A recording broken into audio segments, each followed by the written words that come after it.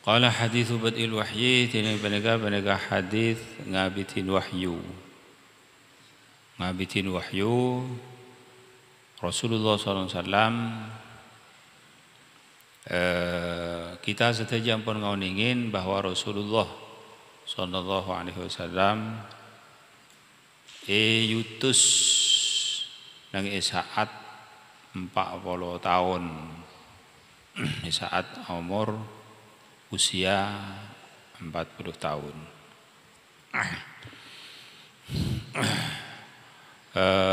Sebelum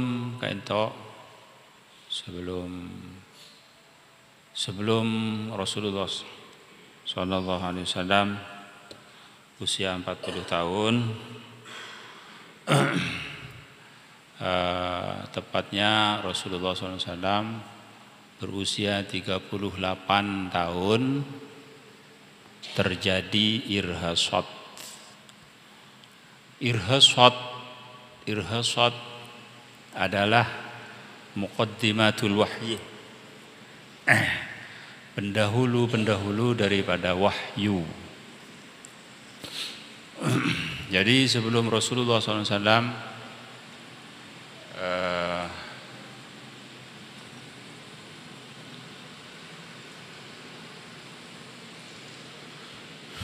SAW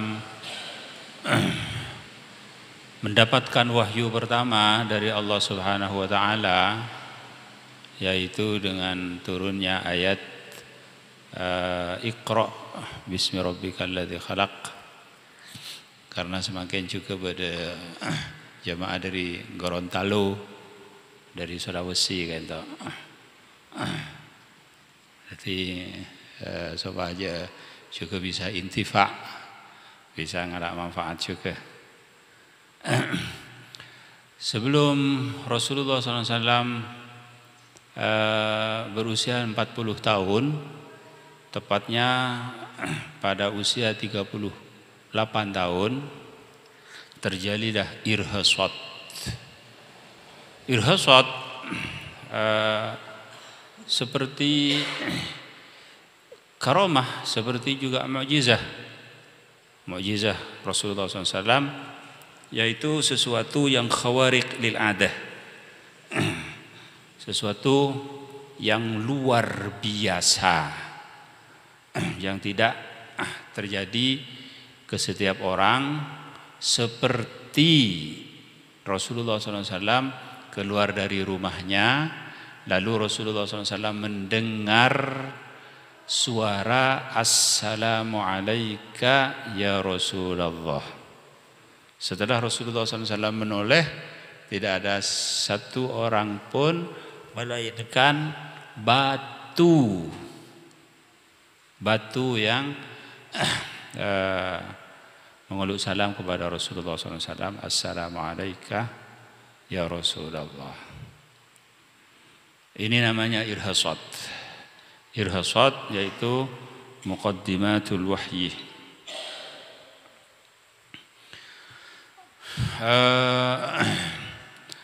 Batu yang mengucapkan salam kepada Rasulullah SAW, batu tersebut masih diabadikan sampai pada zaman guru kami Syekh Ismail Uthman Az-Zain. Karena kami juga belajar ilmu di Makkah Mukarramah, tepatnya di Syekh Ismail Uthman Az-Zain.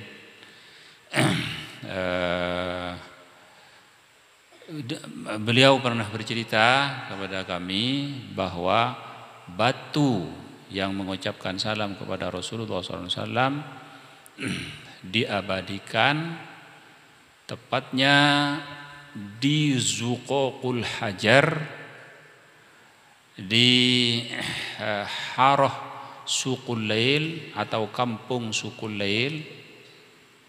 Tetapi sekarang sudah tidak ada Suqul Lail, itu sudah masuk ke dalam pembangunan Masjidil Haram yang sudah sangat melebar, sangat Masya Allah. Sekarang Masjidil Haram sudah masuk semua ke Masjidil Haram. Rumah-rumah orang-orang di Makkah Al-Mukarramah, bahkan Asy-Syamiyah, Al-Qarara, semuanya sudah menjadi Masjidil Haram. Termasuk juga Suqul Lail, sekarang tinggal namanya. Yang namanya Suqul Lail sekarang dicari di Makkah Al-Mukarramah tidak akan diketemukan. Maka batu yang mengucapkan salam kepada Rasulullah SAW ditulis oleh seorang alim, seorang ulama, seorang udaba, sastrawan, menulis 2 bait syairan, anal hajarul musallimu kulla hinin ala khairil wara faliyal bisyarah khusustu biha wa tilka maziyatun min fadli rabbi khusustu biha wa inna minal hijarah. Saya adalah batu yang mengucapkan salam kepada Rasulullah SAW. Batu tidak punya akal, tidak punya idrok, tidak punya apa-apa, tetapi mengucapkan salam kepada Rasulullah SAW bahwa orang ini akan menjadi Rasul Allah, akan menjadi utusan Allah nanti di kemudian hari. Anal hajarul musallimu kulla hinin ala khairil wara faliyal bisyarah. Saya mengucapkan salam kepada setiap waktu kepada sebaik-baik manusia, sebaik-baik makhluk, yaitu Nabi Muhammad SAW. Maka kebahagiaanlah kepadaku, kepada batu mendapat kebahagiaan karena mengucapkan salam kepada Rasulullah. Batu, apalagi manusia yang iman kepada Rasulullah sallallahu alaihi wasallam.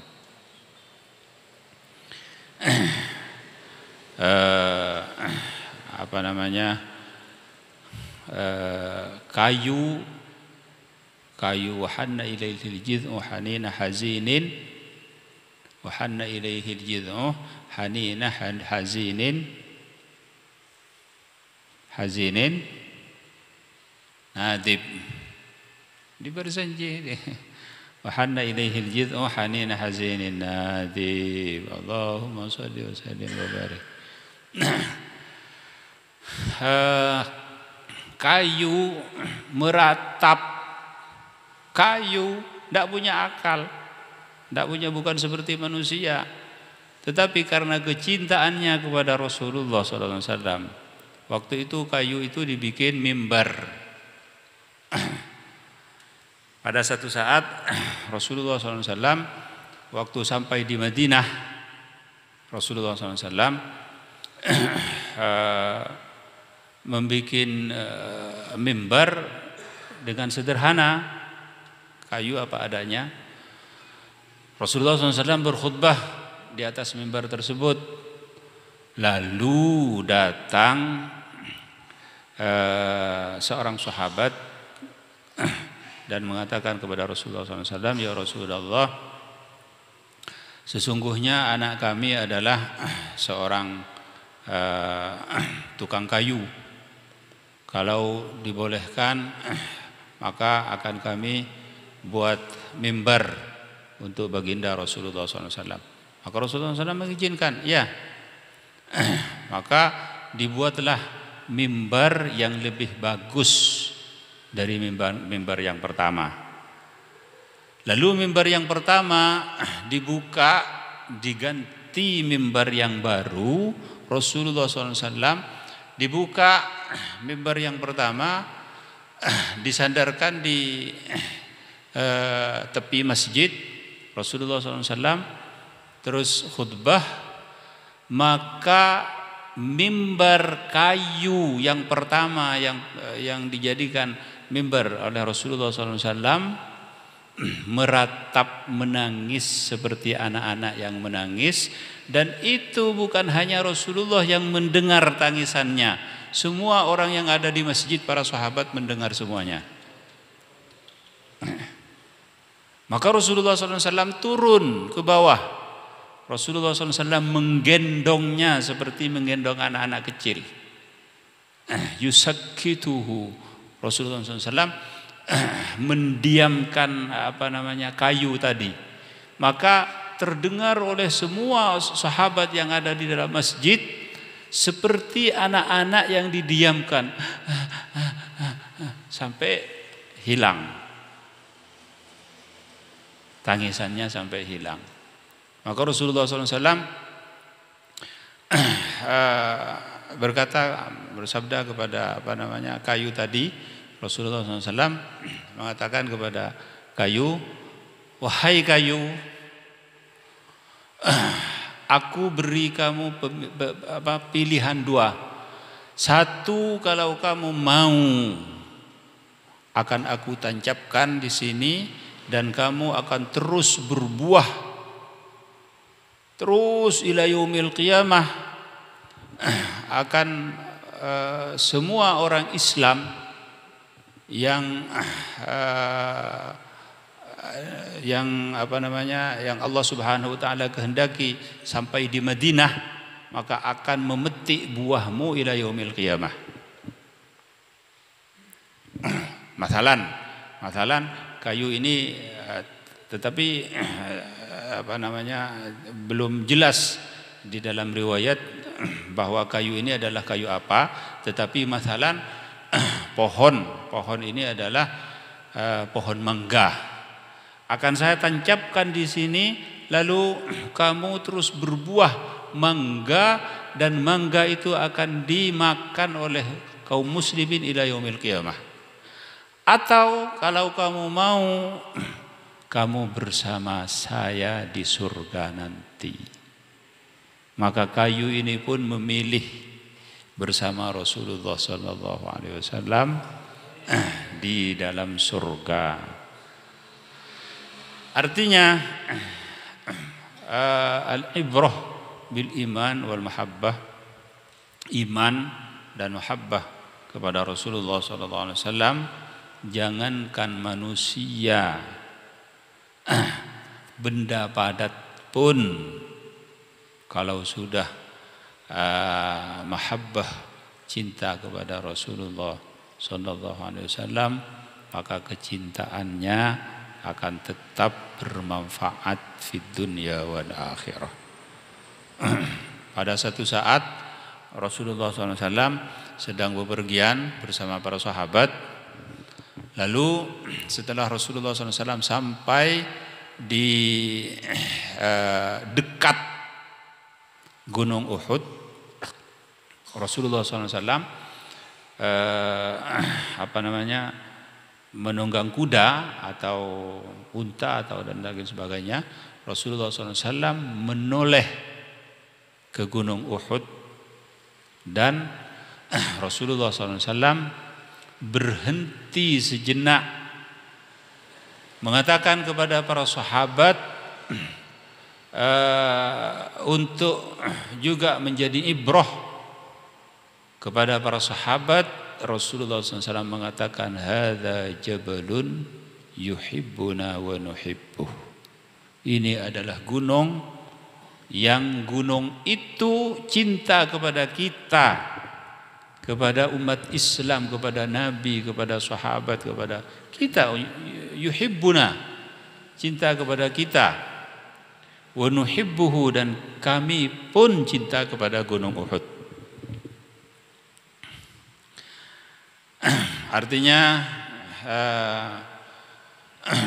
katanya Habib Umar bin Hafidh, kalau gunung mampu menolehkan Rasulullah SAW dan berhenti sejenak, lalu Rasulullah SAW menoleh kepada gunung, lalu mengatakan hadza jabalun yuhibbuna wa nuhibbuhu, sedangkan gunung adalah sesuatu yang tidak punya akal, bukan seorang yang mukallaf, bukan seorang yang baligh aqil, gunung, batu. Maka apalagi seorang manusia yang mukmin, yang beriman kepada Allah Subhanahu wa taala dan kepada Rasulullah sallallahu alaihi wasallam, dan banyak tentunya bersalawat kepada Rasulullah dan banyak cinta kepada Rasulullah sallallahu alaihi wasallam.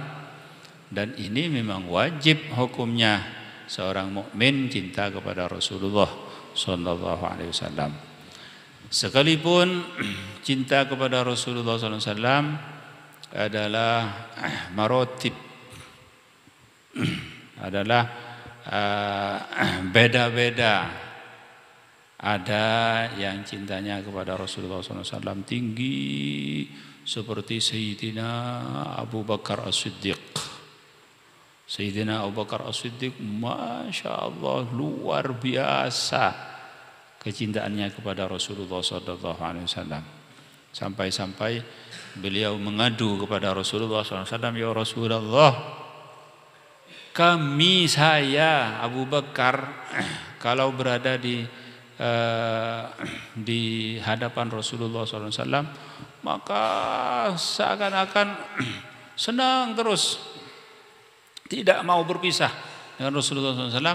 Tetapi setelah kami pulang ke rumah, maka kami merasa syauq kepada Rasulullah SAW, sampai-sampai wajah Rasulullah, wajah Rasul selalu teringat, selalu selalu jelas di hadapan saya, sekalipun saya sedang dalam keadaan dalam keadaan BAB, dalam keadaan buang air kecil, dalam keadaan dalam WC, dalam ini. Tetapi wajah Rasulullah SAW tidak pernah lepas dari khayal kami. Begitu kecintaan para sahabat kepada Rasulullah SAW luar biasa.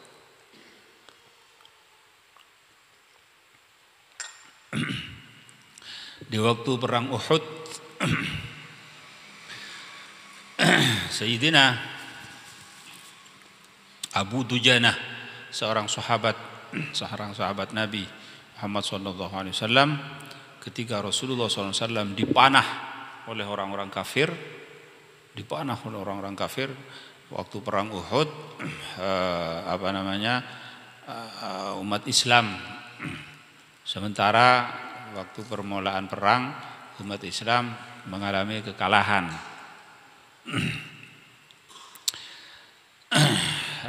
Wal harbu bainana sijal, katanya Abu Sufyan, perang di antara kami kadang-kadang kalah, kadang-kadang menang, kadang-kadang kalah, kadang-kadang menang, ila akhirih. Ini adalah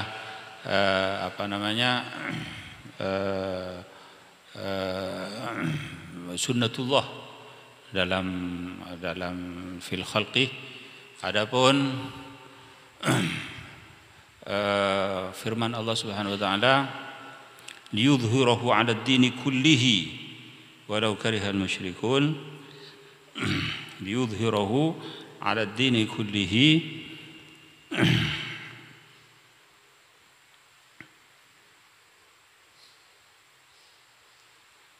huwallazi arsala rasulahu bil huda wa dinil haqq liyudhhirahu 'ala ad-dini kullihi walau karihal musyrikun. Bahwa Allah Subhanahu wa taala adalah zat yang mengutus utusannya, yaitu Rasulullah SAW, Nabi Muhammad SAW, bil huda wa dinil haqq, dengan membawa hidayah dan agama yang benar, agama yang hak, agama Islam, liyudhhirahu 'ala dini kullihi, supaya Allah memenangkan agama Islam di atas segala agama, walau karihal musyrikun, sekalipun tidak senang kepada itu semua orang-orang musyrik.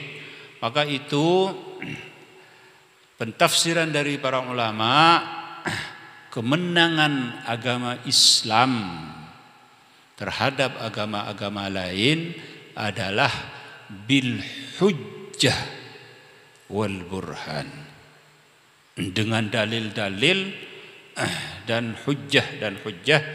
Tidak ada satupun sejak mulai daripada Rasulullah SAW sampai pada hari ini, sampai pada hari kiamat, tidak ada satupun orang kafir yang menang hujjahnya, berdialog dengan orang Islam lalu menang hujjahnya. Tidak ada dalam sejarah. Maka agama Islam pasti di atas, ya'lu wa la yu'la alaih. Adapun secara zahir perang, maka biasa terjadi kekalahan, biasa. Seperti sekarang umat Islam kalah kepada orang-orang kafir,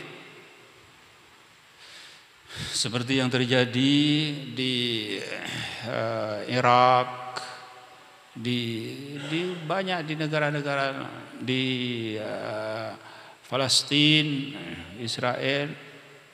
Maka itu adalah kekalahan secara zahiriah saja. Adapun secara hakikiyah tidak akan kalah umat Islam, tidak akan. Itu sudah jaminan dari Allah Subhanahu wa taala. Liyuzhirahu 'ala dini kullihi walau karihal musyrikun. Tidak akan kalah.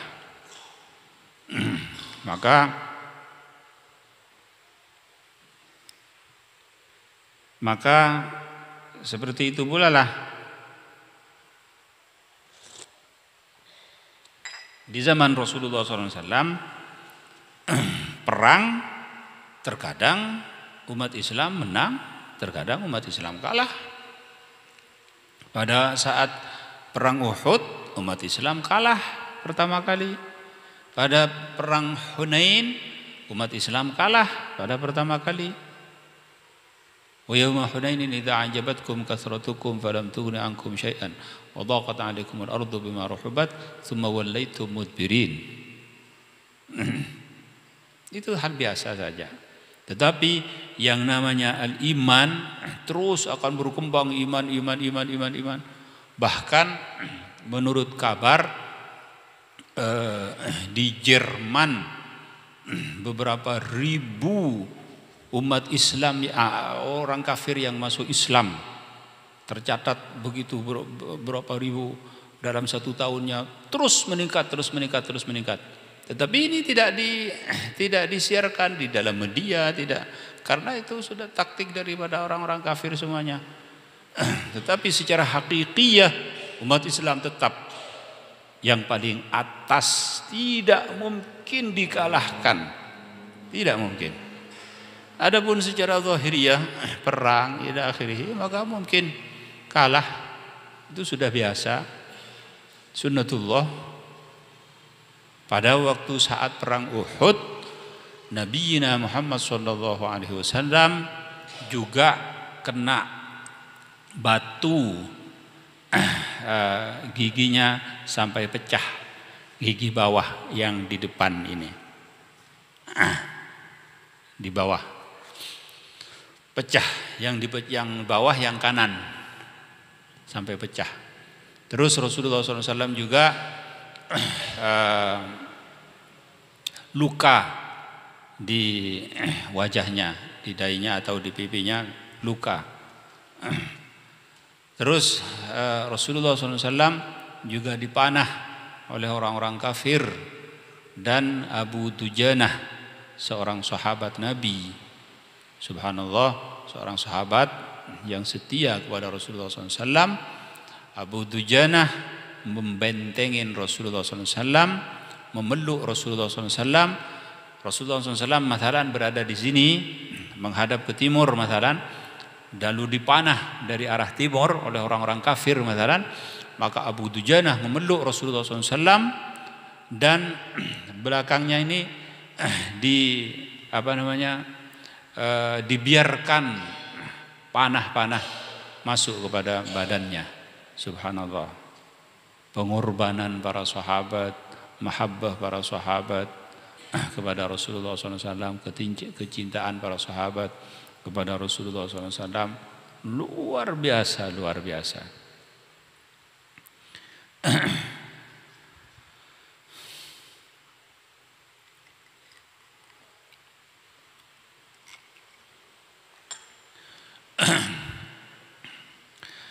Maka Rasulullah SAW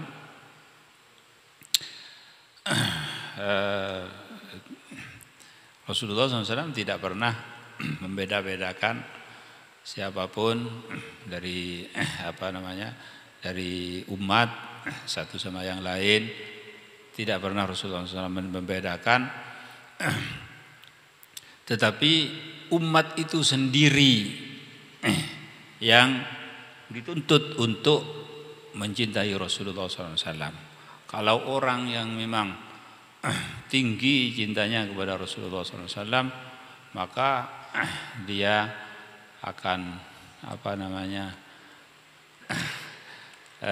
sampai-sampai sering bermimpi Rasulullah SAW.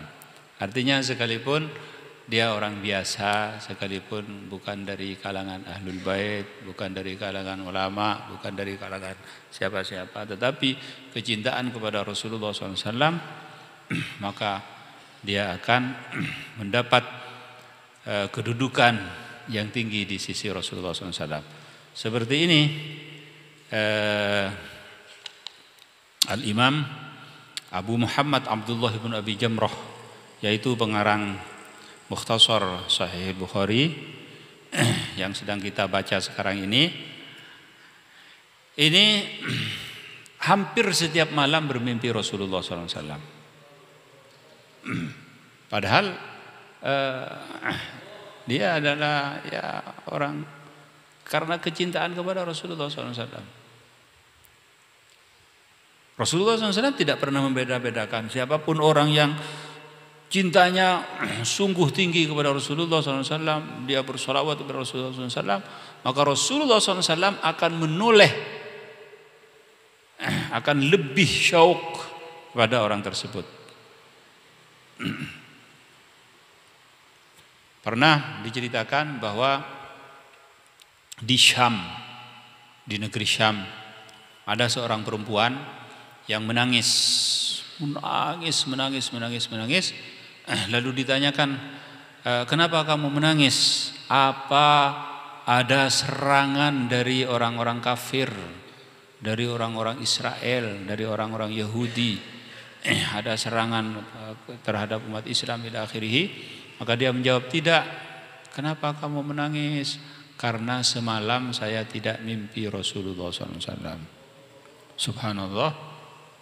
Semalam tidak mimpi Rasulullah. Iya, memangnya kamu tiap malam mimpi Rasulullah? Iya, katanya. Ini padahal orang perempuan. Ditanyakan, apa saja amal yang kamu amalkan? Maka dia menjawab, saya mengamalkan salawat tiap hari 50.000 kali. Subhanallah. Rasulullah SAW tidak pernah membeda-bedakan.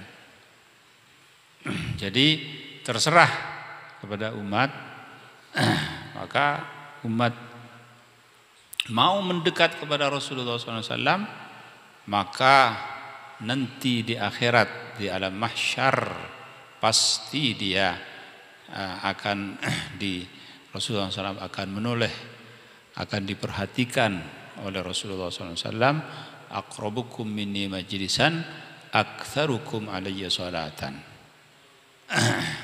Paling dekat di antara kamu sekalian, di antara umat paling dekat kepadaku nanti di akhirat, yaitu orang yang lebih banyak membaca salawat kepadaku.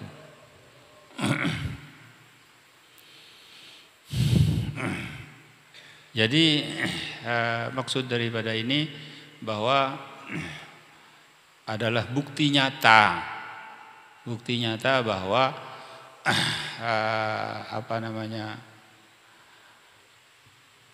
bahwa mahabbah kepada Rasulullah SAW mahabbah kepada Rasulullah SAW, jangankan mahabbah tadi tertanam di dalam hati seorang mukmin, seorang yang beriman kepada Allah Subhanahu wa taala, kepada Rasulullah, jangankan itu semua, sampai benda padat pun, sampai pohon pun, sampai batu pun, kalau mahabbah kepada Rasulullah SAW, maka itu akan bermanfaat. Bahkan diterangkan di dalam satu riwayat bahwa gunung Uhud adalah gunung yang nantinya akan masuk surga. Semua yang ada di atas bumi ataupun yang di langit nanti di hari kiamat akan sirna, akan musnah semuanya. Yang tinggal adalah manusia, jin, dan hayawan-hayawan dibangkitkan kembali oleh Allah Subhanahu wa taala. Tetapi hayawan-hayawan lalu setelah Allah Subhanahu wa taala mengadakan pengadilan yang maha besar, Allah Subhanahu wa taala lalu berkata kepada hayawan-hayawan, kuni turaba, jadilah kamu semua debu, maka jadi debu. Tinggal manusia dan jin. Manusia dan jin adalah seorang yang menggadaikan amalnya dan imannya, dan tentunya naudzubillah dengan naudzubillah kekafirannya. Kalau kafir kepada Allah maka tempatnya di neraka. Kalau iman kepada Allah maka tempatnya di surga. Adapun ini tempat semuanya bumi sampai 7 lapis ke bawah, langit sampai 7 ke atas, semuanya akan ditiadakan oleh Allah Subhanahu wa taala nanti di hari kiamat. Yang ada hanyalah manusia dan jin dan hayawan-hayawan, itu pun nanti akan menjadi debu, kecuali manusia dan jin dan malaikat. Sungguh sangat mulia, sungguh sangat mulia. Seorang yang mempunyai iman kepada Allah Subhanahu wa taala akan mengenal Allah Subhanahu wa taala, akan ditempatkan oleh Allah Subhanahu wa taala di dalam surga yang abadal abidin, tidak ada henti-hentinya. Dia terus subhanallah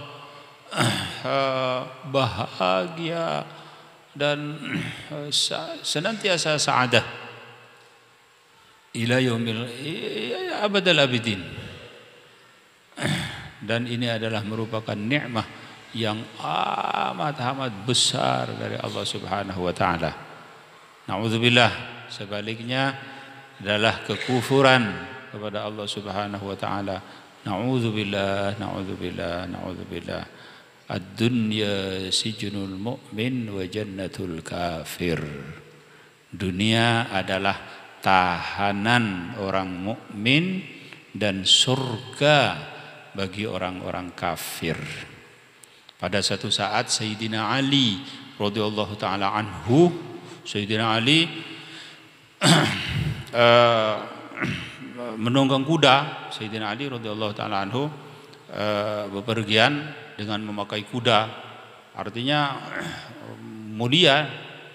Terus Sayyidina Ali bepergian ketemu dengan orang kafir yang sedang memikul kayu, cari kayu dijual, memikul kayu. Yang orang kafir ini mengatakan kepada Sayyidina Ali radhiyallahu taala an, ya Ali, wahai Ali, nabimu telah berkata bahwa dunia adalah tahanan orang mukmin dan surga bagi orang-orang kafir.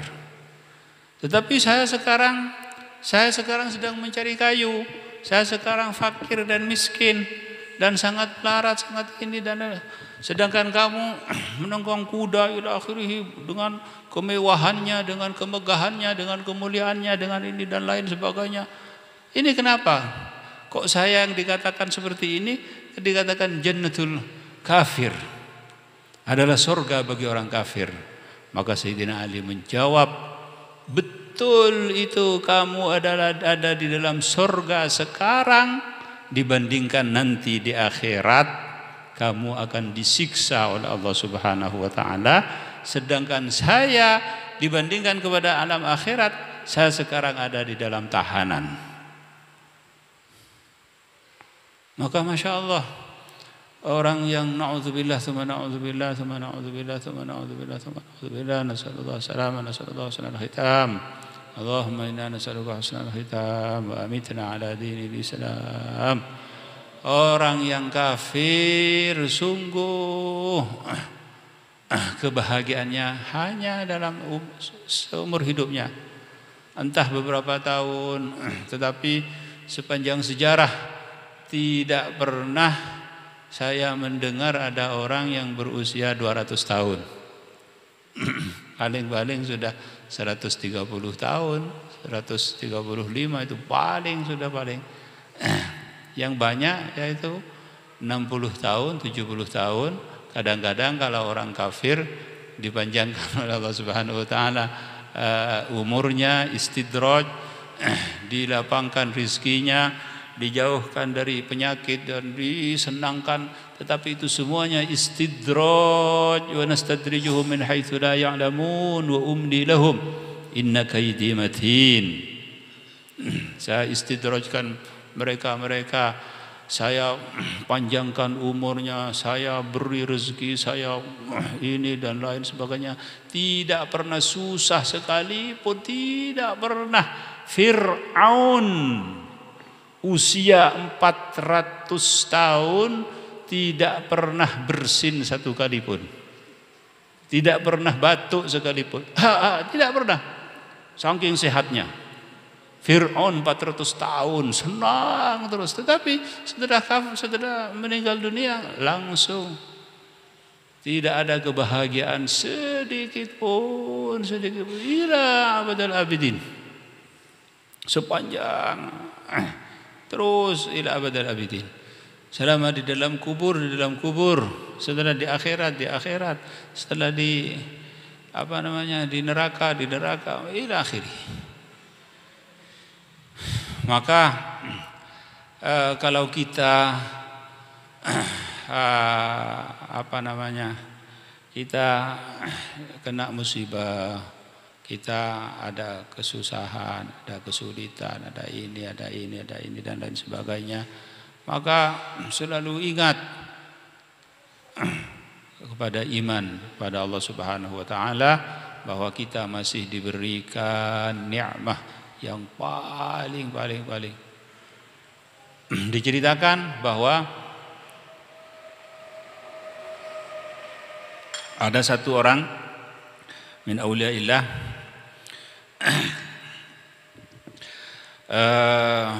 beliau tawaf di Baitullah, terus pada waktu tawaf ada seorang wanita yang sedang tawaf juga. Dan seorang wanita yang tawaf ada di hadapan orang yang wali min auliyaillah. Terus orang yang wanita ini dalam 7 kali lingdingan tawaf, 7 kali putaran tawaf, itu selalu mengatakan alhamdulillah, alhamdulillah, alhamdulillah, alhamdulillah, alhamdulillah, alhamdulillah. Setelah tawaf selesai, lalu salat sunnatul tawaf 2 rakaat, maka seorang yang wali menghampiri seorang wanita yang tersebut, lalu mengatakan kepada orang yang wanita ini, wahai ukhti, Kenapa kamu selalu bersyukur kepada Allah Subhanahu wa taala? Alhamdulillah, alhamdulillah, alhamdulillah, alhamdulillah. Apa kamu tidak pernah kena musibah? Apa kamu selalu dalam nikmat Allah Subhanahu wa taala? Masya Allah ila akhirih. Maka seorang yang perempuan ini membentak orang yang wali ini. Apa katanya? Saya tidak pernah musibah. Justru musibah saya ini besar, sangat besar. Kalau menimpa kepada kamu mungkin kamu tidak akan kuat katanya. Tetapi ini orang wanita ini tidak tahu bahwa yang bertanya ini adalah seorang yang wali min auliyaillah. Lalu mengatakan, terus kenapa kamu bersyukur kepada Allah Subhanahu wa taala? Karena saya masih ada nikmah yang paling tinggi, paling nilainya tidak terhitung, yaitu iman kepada Allah Subhanahu wa taala. Ini adalah nikmah yang paling besar. Adapun musibah saya, katanya, maka saya adalah seorang yang bersuami, saya punya suami dan punya anak 3. Punya anak 3. Yang satu umurnya kira-kira 6 tahun, yang satu lagi kira-kira 3 tahun, yang satu baru dilahirkan. Yang satu baru dilahirkan. Terus suami saya waktu anak saya yang terakhir yang ketiga ini dilahirkan, suami saya menyembelih kambing untuk mengakikahi anak yang baru dilahirkan. Untuk berakikah. Terus menyembelih kambing. Maka anak saya yang kedua yang usianya masih 3 tahun pada waktu itu juga ikut menyaksikan orang tua yang menyembelih kambing. Lalu setelah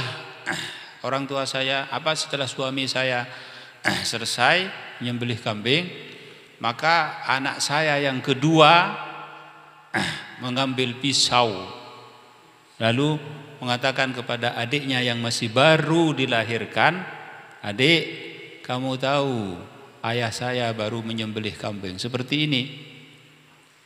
Lalu disembelih adiknya, mati.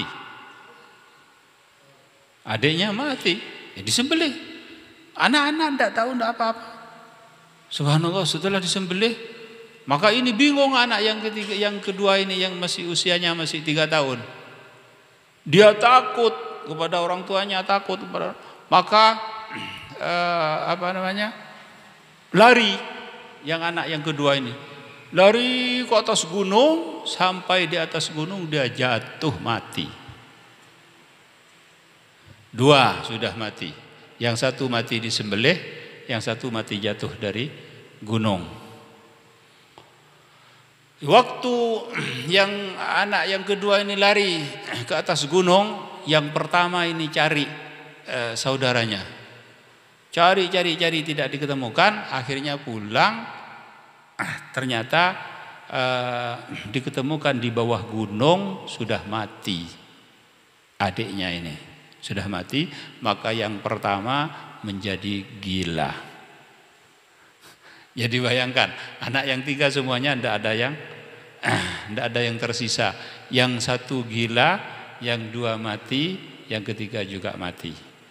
Tapi alhamdulillah, kata dia, saya masih punya nikmah yang sangat besar dari Allah Subhanahu wa taala, bahwa iman saya na'udzubillah masih belum dicabut oleh Allah Subhanahu wa taala. Dan harta dan ini dan lain sebagainya itu hanya titipan Allah Subhanahu wa taala. Tetapi kalau iman na'udzubillah tsumma na'udzubillah dicabut habis, semuanya akan menjadi syaqqa, أبد الآبدين. فالحمد لله على نعمة الإيمان والإسلام وعلى جميع النعم.